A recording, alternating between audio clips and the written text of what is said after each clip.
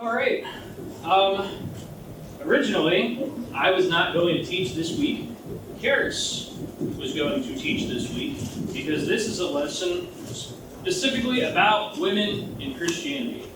And when we planned out the year, two things. One, we thought, okay, it'd be good for a woman to talk about like women in Christianity instead of a man, instead of myself, right, Pastor Tom.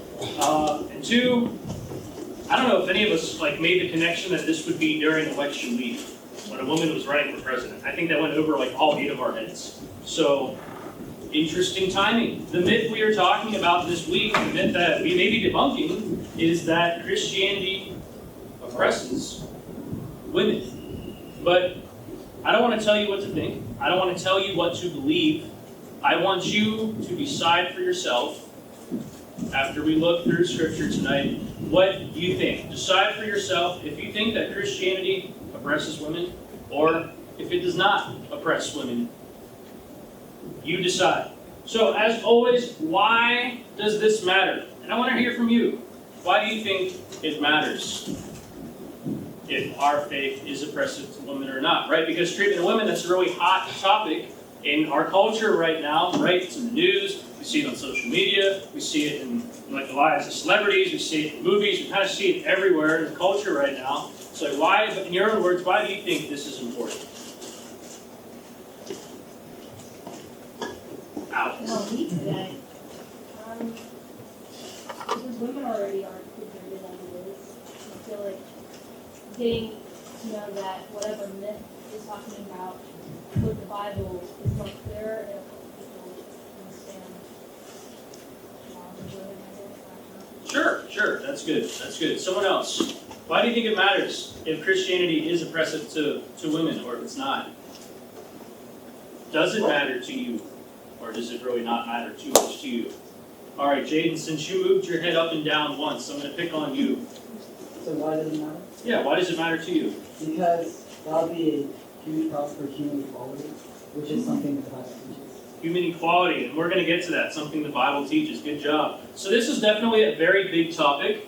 We could spend 5 hours talking about this and not even scratch the surface. But generally, women in the Bible, women in faith, you can really break it up into 3 parts. You can look at the Old Testament, like from Genesis 1, Genesis 2, the creation of women, the creation of marriage, all the way down to Queen Esther, which would have been near the end of the Old Testament chronologically, a few hundred years, 500 years before the birth of Jesus. That's part 1. You can look at it just in the Gospels, how did Jesus interact with women? What was his treatment? How did he talk to them? How did he act around them? And then you can look at it from Acts, when Jesus goes up into heaven, all the way to the end of the Bible, all the way to Revelation. So you can really look at it in 3 main parts. Since we only have half hour to talk about it, we are just going to look at the Gospels, specifically the Gospel of John, and look at 2 examples of Jesus interacting with women.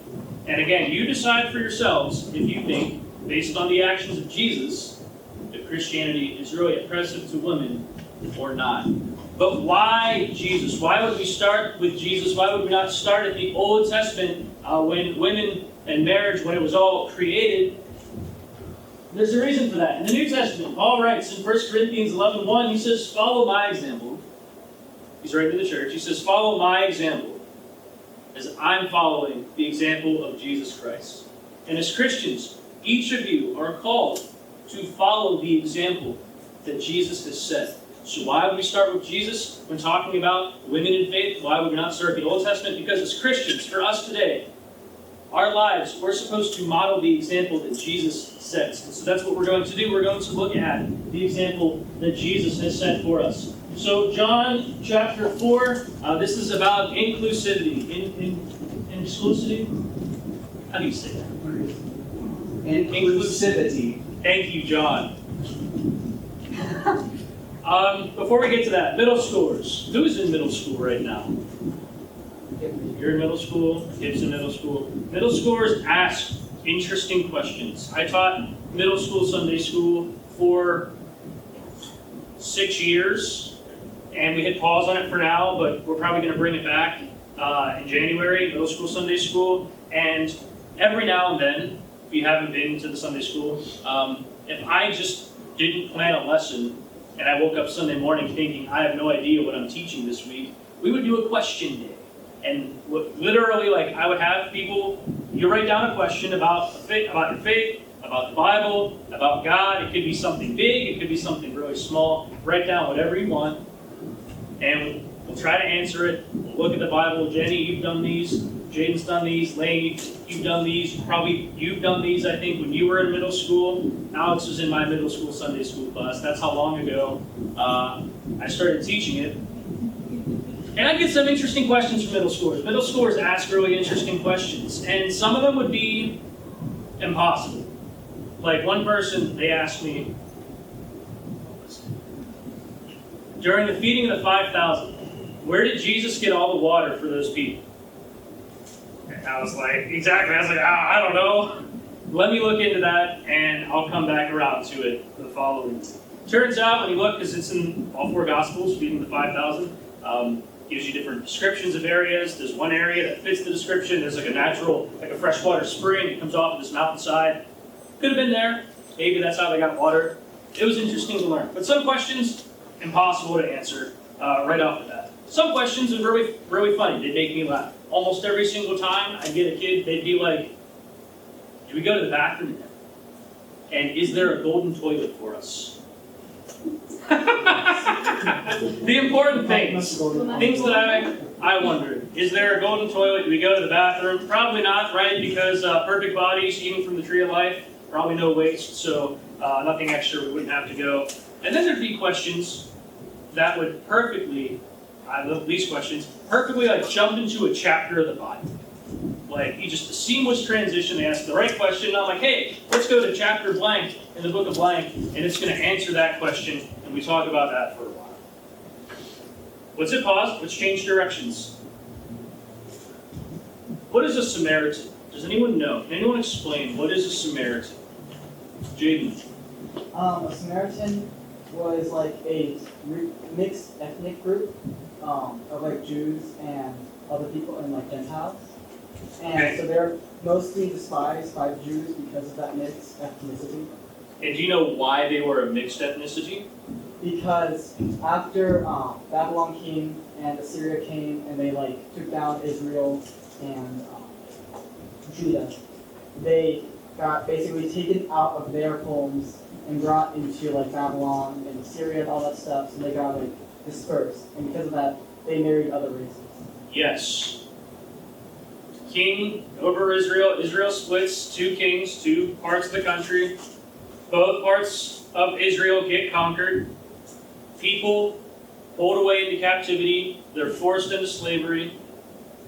While they're in a new country, enslaved, they still marry, they still have kids. But now instead of the kids being fully Jewish, like Jaden said, they're a mix. They're part Jewish, but they're Babylonian. And like they're part Jewish, but they're Assyrian, like the Ninevites, Jonah, the city of Nineveh, like those people. So now instead of it just being Jews, they're Jewish, but also more, also outside, also Gentile.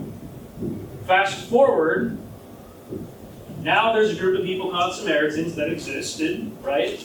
And people, like the pure blood Jews, if you want to call them like pure blood, like fully Jewish people, they don't like the Samaritans. Because the Samaritan people, they were like a physical representation of sins past. And if that sounds racist, it kind of is. Like, they just didn't like people because they were Samaritan. Like, it wasn't even their fault. They're born and they're part, Babylonian, they're part Assyrian and Jewish. Like, it's not their fault. They're just born that way. Hundreds of years ago, they turned to idolatry. That's why they got enslaved.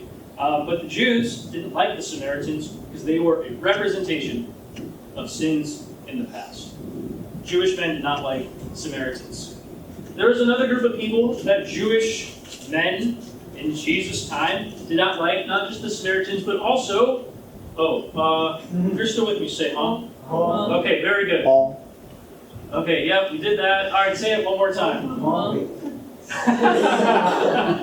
Okay, we're getting ahead of ourselves here. Women. Women. Jewish men, they had a very low opinion of women, which was very sad. That is not God's design. Genesis 2:24, talking about marriage. Jesus quotes this in the Gospels. It says, "For this reason, a man shall leave his father and mother, be joined to his wife, and they shall become," what? "One flesh." It's an equal.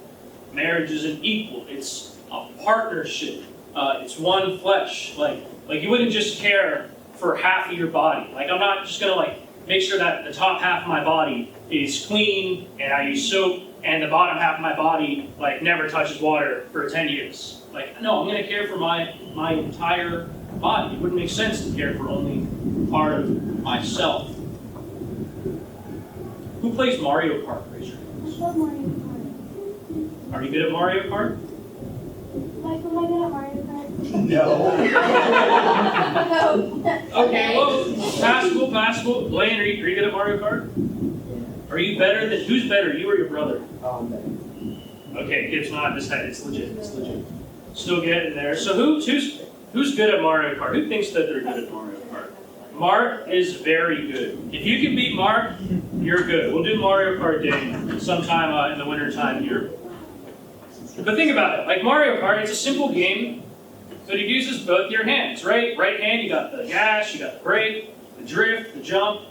Left hand, you steer, and you got the items. You can play Mario Kart with only half of your body. The right hand, maybe. If you want to make it harder for yourself, sure, play with one hand. If you want to lose every race you play against easy computer, sure, play Mario Kart with one hand. Go ahead. You don't need to do that. You don't. Marriage is equal. It's a partnership. It's one flesh. It's not a better or a worse. Mark, you can attest to this too. It's like strengths and weaknesses. It's definitely a partnership, marriage. But Jewish women, Jewish men, they looked down on Jewish women, and they looked down on Samaritans. So someone had asked, what happens if you combine a middle schooler? What happens if you combine a woman and a Samaritan together? And I said, that's a great question. Go in your Bible to John chapter 4. And that's where we went. Oh, look, there's Mario Kart. You can put this together today. All right, in John 4, in 4-7, it says, this is talking about Jesus. Now, he had gone through Samaria. So Jesus came to a town called Sychar near a plot of ground. Jacob, an old dude from the Old Testament, had given to his son Joseph. Jacob's well was there, and Jesus, tired as he was from the journey, sat down by the well. It was about noon. When a Samaritan woman came to draw water, Jesus said to her, "Will you give me a drink?" The disciples had gone in town to buy food. The Samaritan woman said to him, "You are a Jew. I'm a Samaritan woman. How can you ask me for a drink?" For Jews do not associate with Samaritans. And Jesus answered her, "If you knew the gift of God and who it is that asks you for a drink, you would have asked him for the drink, and he would have given you living water." So Jesus is at a well. It's lunchtime, it's noon, the disciples, they're hungry. Jesus is probably hungry, so they're in town to buy food. And here, there's a Samaritan woman getting water. Now, why does it matter? It's at noon. Does anyone know? Just him and the woman at the well. How come there are no other women at the well? Okay, so it's the middle of the day. Yeah, and it's hot. Why wouldn't this woman maybe get water in the morning when it wasn't hot out? Anyone want to help her out? Because people didn't like her. People didn't like her. That's right. So later in the chapter, talking with Jesus, you find out this woman, she was married, and then she had another husband, and then she had a third husband, and then she had a fourth husband, and then she had a fifth husband, and now she's living with another guy. I know, right? She's living with another dude, so she's going from man to man to man to man to man to another man now. People probably didn't like her all that much. All the women, they would go early in the morning, cool of the day. They got a big thing of water, getting water. They can wash their hands and feet for the day. They want to do it while it's cool, not when it's super hot out. Probably friends, they're all talking. But this woman, No woman wants to be her friend. She's the woman bouncing around from man to man to man. So her own community, her own neighbors, on top of her being a Samaritan woman, her own community and neighbors are looking down on her. They want nothing to do with her. Maybe they bully her. Maybe they talk about her behind her back, to her face. Maybe they glare at her. Maybe they shun her. She's just a rejected person by the community. And that's who Jesus is talking to. Eventually the disciples come and they say, just then his disciples returned and were surprised to find him talking with a woman, because that wasn't the cultural norm. Men and women didn't really talk to each other. But no one wanted to ask, what do you want, or why are you talking with her? So even the disciples, again, just to show the times, didn't really talk to women. They thought it was weird. Like, Jesus, what are you doing talking to this woman? And it's the middle of the day. You two are by yourselves. Food's getting cold. Jesus, can you wrap up the conversation? But just before this is so cool. Just before this, the woman talking to Jesus, they talked about her husband's situation. The woman said, I know the Messiah called Christ is coming. For when he comes, he will explain everything to us. Then Jesus declared, I, the one speaking to you, I am he. And you know what's really cool about this is that this woman, the Samaritan woman, rejected by community, neighbors, friends, everyone else, this is the very first person to hear from Jesus that he is the Messiah. She had the privilege of being the very first person to find out from Jesus himself that he is the Messiah who had been prophesied to come to save the world. So in a culture where women are looked down upon, even treated like property sometimes, Jesus challenges the social norms. Jesus sees and values every person individually, regardless of their gender, regardless of their race, regardless of how many friends that person has. Jesus says, I see you, I want to include you, I care about you, I love you. So when we're called to follow the example of Jesus, this is the example that Jesus sets. Now who is running water in their house? Hopefully all of you have running, this is America, right? This is Western PA. We all have running water in our house. We don't have to go to the well. We don't have to go with a bucket. We don't have to go with a bowl if we want to wash our hands or something like that. We just have running water. Most of you, go to a public school or a private school or something like that, there are water fountains. So I encourage you, as you're passing through, you see people who, they're kind of like that weird person. That person no one really talks to. That person no one really likes to be around. Talk to them. Ask, how's your day going? How was your most recent class? Don't say it like that. You're going to sound like a 25-year-old man. Use it with the younger Gen Z slang, but just talk to this person. Put your hand out and try to become their friend. That's the example that Jesus sets. It's not about their gender. It's not about their race. It's not about the number of friends they have. It's not about their money, anything like that. Zoom. Oh, here we go. Men, you're also called to treat women with dignity and respect. Women, you are worthy of dignity and respect. Don't ever think otherwise. All right, if you're still with me, say huh.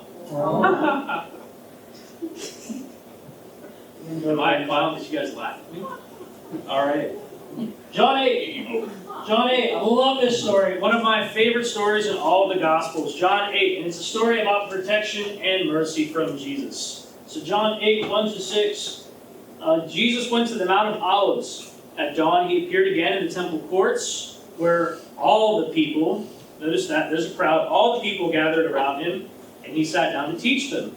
So Jesus has all the attention on him. Sunday service is going, there's a lot of people coming. The teachers of the law and the Pharisees brought in a woman caught in adultery, and they made her stand before the group. Now, just a few things from these verses here. Obviously, we know the teachers of the law and the Pharisees, they're jealous of the success Jesus has. Because they're jealous, they want to find a way to trap Jesus, use his words against him somehow in the future. And so they bring a woman caught in adultery, which is punishable by death. Doesn't need to be, that was the law, that you could stone this person. Stoning, you bury them halfway in the ground, you chuck rocks at them until, that was the punishment. Notice that the man is not here, by the way. It's only the woman that's here. The man, who knows where the man is, who knows, they don't even care. They're not looking for justice, they want to trap Jesus. They made the woman stand before the group, this poor lady, and they said to Jesus, "Teacher, this woman who was caught in the act of adultery. In the law, Moses commanded us to stone such women. Now what do you say?" They were using this question as a trap in order to have a basis of accusing him. So they come up and they say, "Jesus, you've read the book of Exodus. You've read the book of Leviticus. You've read the book of Deuteronomy. You know the law. You know that this is a death penalty crime. So what do you do, Jesus? Do you disobey the law? Or do you kill this woman?" They're trying to trap Jesus here. But you can't outsmart Jesus. So what does he do? With all the pressure mounting on all the people, he decides to sit down on the ground. So Jesus bent down and started to write on the ground with his finger. Does anyone like drawing in the sand? Do that as a kid? Jesus did that. It's okay to do it as an adult, 14. When they kept on questioning him, he straightened up and said to them, "Let any one of you who is without sin be the first to throw a stone at her." He stooped down, and wrote on the ground. So he's just writing, and they're saying, "Jesus, what do we do? Death penalty, break the law. Death penalty, break the law." Say with me, death penalty, break the law. Death penalty, break the law. You say goldfish? Goldfish. Oh, goldfish. Yeah, but that's what they're doing, right? So Jesus is like, you know what? Whoever hasn't sinned, you can be the first person to throw a stone at her. And he goes back to writing in the ground. So the question here is, what did Jesus write in the ground? Does anyone know? Does anyone want to take a guess? Well, that's what he says. What do you think he writes? Do you think that's what he writes? You think he wrote, "You are a sinner"? Yeah. Okay. I personally don't know what he wrote, but I heard some people say that he wrote the woman's name. That he wrote the woman's name. Okay. Someone else? What do you think Jesus wrote? It was enough to rattle the Pharisees, teachers of the law. Any other guesses? Something that made them mad. Something that made them mad. Okay. The Pharisee sins. Interesting. Okay. These are all good answers, and I think they all might be right here for the most part. So this is where the Old Testament helps us out, because we think, take it with a grain of rice, we don't know for sure, but we're pretty sure that this is what Jesus wrote about. Prophecy, Jeremiah 17:13, "Lord, you are the hope of Israel. All who forsake you will be put to shame. Those who turn away from you will be written in the" what? Yes. "The dust, because they have forsaken the Lord, the spring of living water," which living water, that happened in the chapter right before this. So the people smarter than me, the theologians, they think that this is a prophecy possibly about the John 8 writing in the sand, with the idea that what Jesus was writing down, if we go back, he was writing in the sand with his finger, that he was just writing down sins. He was just writing down sins. Cursing, lying, stealing, lusting, using God's name in vain, not honoring your parents, so on, and so on, and so on, and so on, and so on. At this, those who heard began to go away one at a time, the older ones first, until only Jesus was left, with the woman still standing there. So you can imagine the older guys who have been around for a long time, they know something about grace, God's grace. They know something about the wrongs they've done in life. They start to see Jesus. Okay, he's writing anger. Yeah, I've gotten angry. Okay, Jesus is writing down lying. Yeah, I've definitely lied before. All right, Jesus, point taken. We'll leave this woman be. Younger guys are staying around. Okay, well, I haven't done those things, but using God's name in vain. Yeah, I did that talking to my friends. all right, I'll get out of here too. People even younger than that, okay, we haven't done those things, Jesus. Oh, but he just wrote down something else. Okay, yeah, I guess we can't cast a stone at this lady because we're just as guilty as she is. Until Jesus was the only person left with the woman still standing there. And isn't that interesting? Like the only person who has the authority to condemn us is Jesus. Because Jesus is the only person who has lived a sinless life. Right? Romans 3:23, all have sinned, we've all sinned. Romans 6:23, the wages of sin is death. Wage, something we earn. Our sin earns us the death penalty. This woman was on old death row. So what's Jesus going to do here for this woman? Jesus straightened up and asked her, woman, where are they? Has no one condemned you? No one, sir. How polite. She said, then neither do I condemn you, Jesus declared. Go now and, important, leave your life of sin. So Jesus, with the authority to condemn us, the only right to condemn us, he says, hey, here's a second chance. You're free. Go live your life. Go make a different choice. Go turn it around. I'm setting you free. I'm not condemning you. Turn your life around.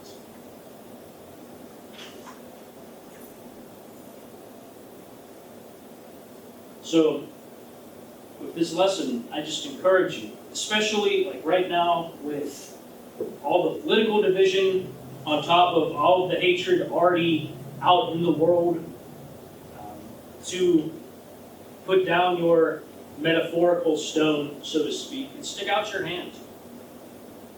Extend grace to people. Extend kindness to people. Extend compassion, mercy, love to people. Because as much as we want to jump and say, oh, look at what this person's doing wrong. Oh, this is so bad. Oh, how can you think that? Oh, how can you believe that? Oh, what's this? Ooh, right? We do that. You know, we've been in their position. Like all of the people who were ready to stone this woman to death before Jesus, like, protects her, intervenes, you know, they were just as guilty of sin as she was. So put down the stones and stick out your hand. And you decide if you think that those actions, that example that Jesus sets, if that's oppressive to women or not. Okay, a couple takeaways for the guys. Guys, think about women in your life. Mothers, sisters, classmates, teachers. I want to say teammates there. Teachers, Jesus showed respect and honor to women, so consider how you can treat them with the same respect.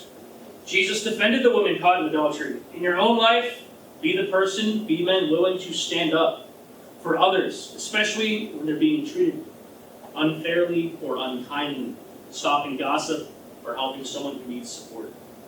Ladies, couple takeaways for you. Jesus treated women as valuable.